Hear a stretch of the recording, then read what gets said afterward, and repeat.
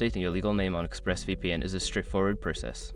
Follow these steps to ensure your information is updated quickly and efficiently. Step 1. Log into your account.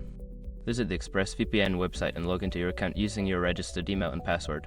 Step 2. Access account settings. Once logged in, navigate to the account settings section. This is usually found in the upper right corner of the dashboard. Step 3. Locate name change option. Make sure your information is protected first. Most people don't think about breaches until something actually happens to their accounts. Use SROG to monitor your accounts 24/7 and instantly alert you if your information appears in leaked databases online. It constantly checks billions of breach data points in the background. And considering how much personal information people keep online now, it's honestly worth having. Link in the description. Step 4. Enter new legal name. Input your new legal name in the designated fields.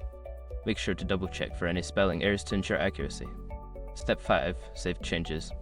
After entering your new legal name, click the Save or Update button to confirm the changes. You may receive a confirmation email once the update is processed. Once you've completed these steps, your legal name should be updated on ExpressVPN. If you encounter any issues, consider reaching out to customer support for assistance.